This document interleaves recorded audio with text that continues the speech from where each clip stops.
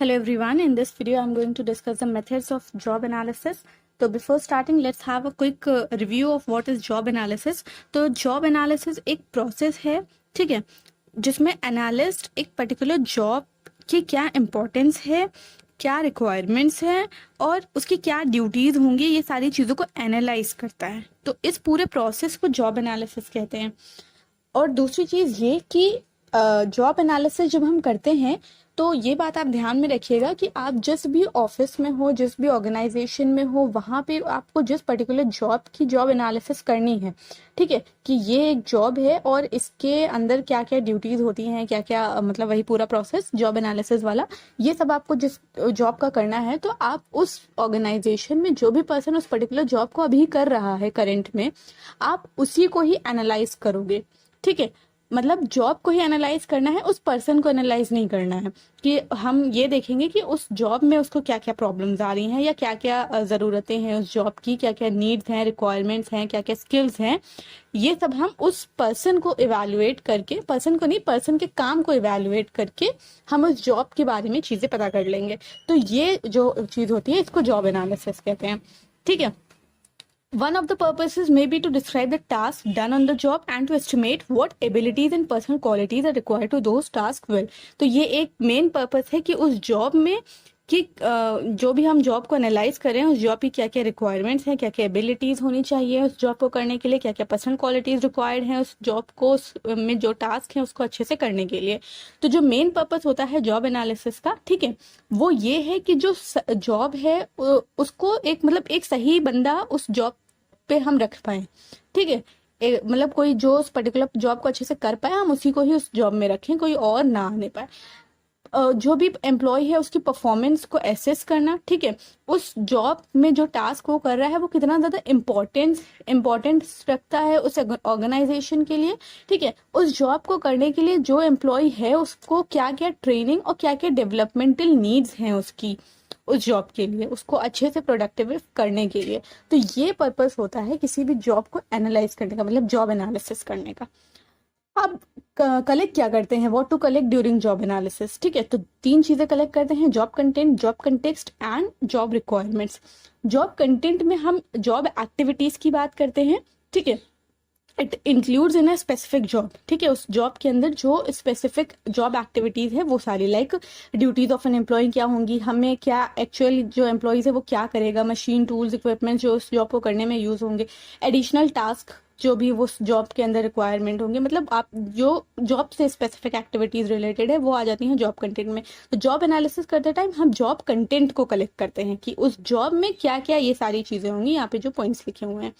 Job context का मतलब होता है कि वो जॉब कौन सी सिचुएशन में और कौन सी कंडीशन में जो एम्प्लॉय है वो उसको परफॉर्म करेगा, वर्किंग कंडीशन क्या होंगी, उस जॉब में रिस्क क्या इन्वॉल्व होंगे, वो पर्सन किसको रिपोर्ट करेगा, कौन उससे ऊपर होगा, कौन उससे नीचे होगा, उस जॉब में क्या हैजार्ड्स हो सकते हैं, उस जॉब की क्या फिजिकल और मेंटल डिमांड्स हो सकती हैं. तो ये जो सारी चीजें होती हैं ये जॉब कंटेक्स्ट में आती हैं. जॉब रिक्वायरमेंट में आता है कि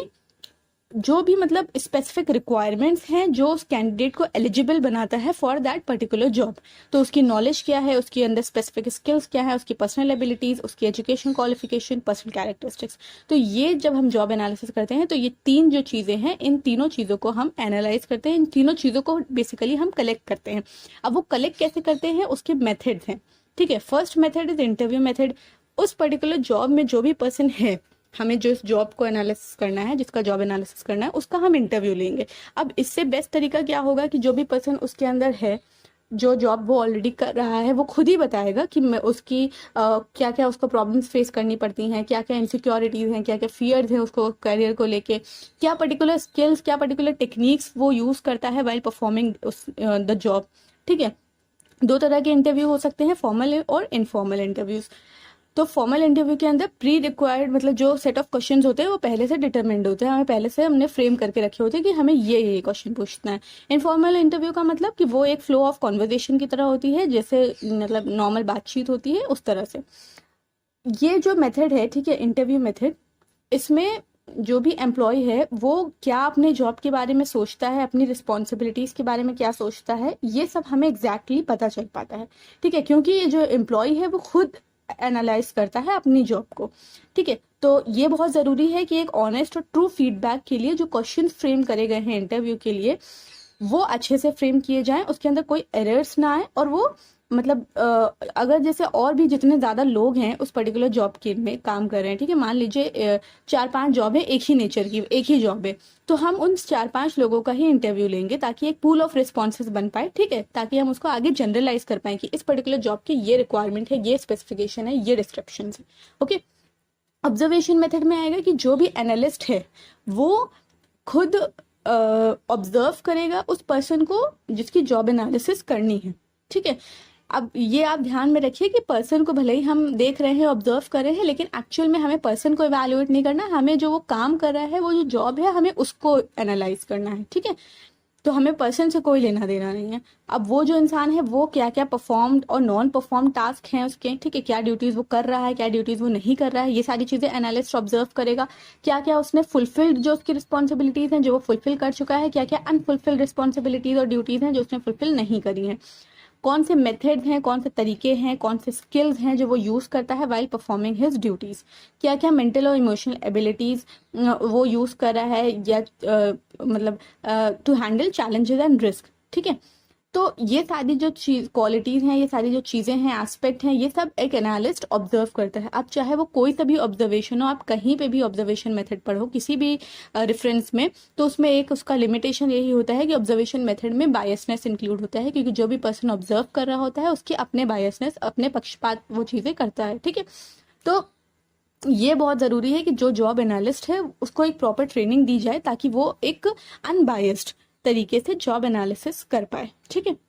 क्वेश्चन आयर मेथड है जिसमें क्वेश्चन आयर्स होते हैं, वो एम्प्लॉयज को दिए जाते हैं और वो उसको भरता है, ठीक है। अब अच्छे से जॉब रिलेटेड इंफॉर्मेशन मैनेजमेंट को एक इफेक्टिवली कम्युनिकेट करना चाहिए जो लोग क्वेश्चन आयर फिल कर रहे हैं, कि ये जो क्वेश्चन आयर है ये एक पर्पस के लिए है, ठीक है, हमें जॉब एनालिसिस करनी है, इसको किसी भी तरीके से आपके आपके अगेंस्ट यूज नहीं किया जाएगा। और एक अच्छे जो फ्रेम मतलब क्वेश्चन जो होते हैं वो अच्छे फ्रेम करने चाहिए। तो ये क्वेश्चन आयर मेथड हो गया। अब ये छोटे छोटे कुछ मेथड्स हैं। फंक्शनल जॉब एनालिसिस का मतलब होता है कि एक जॉब में एक जॉब की रिक्वायरमेंट्स को हमने लिस्ट आउट कर लिया, अब हमें ये देखना है कि जो भी पर्सन इन रिक्वायरमेंट्स में फुलफिल होगा हम उसको जॉब में रख लेंगे, और वहीं पे कैंडिडेट की क्वालिफिकेशन और स्किल्स को हम मतलब जैसे आप कोई जो भी पर्सन है, ठीक है, उसकी स्किल्स उसकी क्वालिफिकेशन को हमने लिस्ट आउट कर लिया, अब वो जहाँ पे फिट हो रहा है जिस जॉब में हमने उसको उस जॉब में रख लिया। समझ गए ना, मतलब जॉब की रिक्वायरमेंट में कि जो इस जॉब में फिट बैठेगा हम उसको इस जॉब पे रख लेंगे, और दूसरा तरीका ये कि कैंडिडेट की जो क्वालिफिकेशन है उसकी स्किल्स है उसको लिस्ट आउट करना, और फिर वो कहाँ पे जो फिट होगा, जो उसकी क्वालिफिकेशन स्किल्स वगैरह कहाँ पे ज़्यादा अच्छे से यूज हो पाएंगी उस जगह पे उस पर्सन को डाल देना। डेली मेथड का मतलब होता है जो भी जॉब होल्डर है जिसकी जॉब को एनालाइज करना है वो खुद अपनी डिटेल्स अपनी एक्टिविटीज़ को डेली बेसिस पे रिकॉर्ड करता है किसी भी तरीके से, डायरी फॉर्म में या डिजिटल फॉर्म में, किसी भी फॉर्म में। टेक्निकल कॉन्फ्रेंस मेथड का मतलब होता है कि एक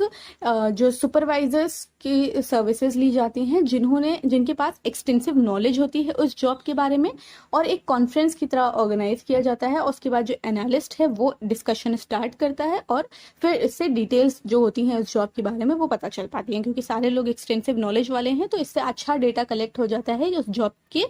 बारे में। जॉब इन्वेंट्री या चेकलिस्ट यूज करी जाती है जिसके अंदर मतलब चेकलिस्ट बने होंगे या रेट करना होगा, ठीक है, इस तरह के क्वेश्चंस होते हैं। जॉब परफॉर्मेंस मेथड का मतलब है कि जो एनालिस्ट है वो खुद उस पर्टिकुलर जॉब को परफॉर्म करेगा, उससे उसको फर्स्ट हैंड एक्सपीरियंस मिलेगा, तो वो खुद समझ पाएगा कि क्या क्या कंटेक्चुअल फैक्टर्स हैं जो उस जॉब के अंदर रिक्वायर्ड हैं या इंक्लूडेड हैं, ठीक है। इंडिविजुअल साइकोग्राफिक मेथड का मतलब होता है कि जो भी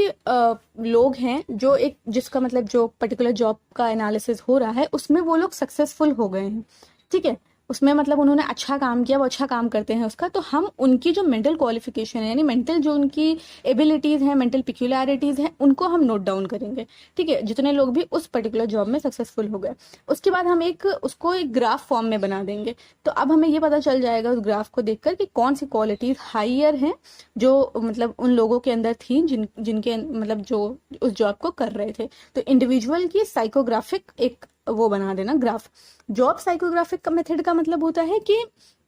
सेम उसी तरह जॉब मतलब जो एनालिस्ट होता है ये मेथड वो खुद यूज़ करता है कि वो एक वैलिड और स्टैंडर्ड मेथड ऑफ इवैल्यूएशन को डेवलप करते हैं और वो खुद एक वेरी एक्यूरेट लिस्ट प्रिपेयर करते हैं मेंटल क्वालिटीज़ की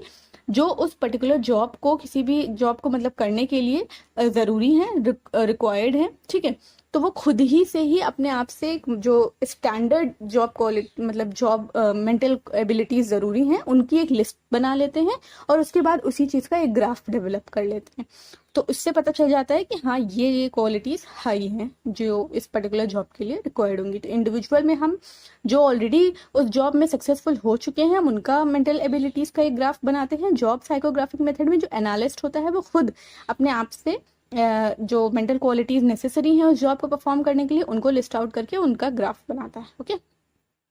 ये क्वांटिटेटिव मेथड है, इनको आप याद रख लो, इनके बारे में आप थोड़ा सा पढ़ भी लीजिएगा कि ये इस तरह के क्वेश्चन आयर्स हैं, position analysis questionnaire and management position description questionnaire. Okay,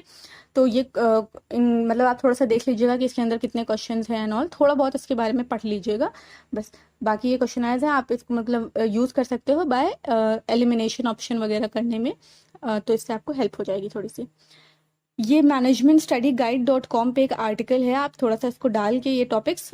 इस वेबसाइट का नाम डाल के आप इस आर्टिकल को रीड कर लीजिएगा। सारे आर्टिकल्स पढ़ना ज़रूरी नहीं है इस वेबसाइट पे जो इससे रिलेटेड दिए हुए हैं, आप कुछ जो आपके मतलब के हों या कुछ जो इजी आर्टिकल्स है बस उनको आप एक नज़र डालते जाइए, बहुत ज़्यादा डेप्थ से क्वेश्चन नहीं आएंगे इसमें। Okay, so this was it for this video, thanks for watching, have a good day ahead.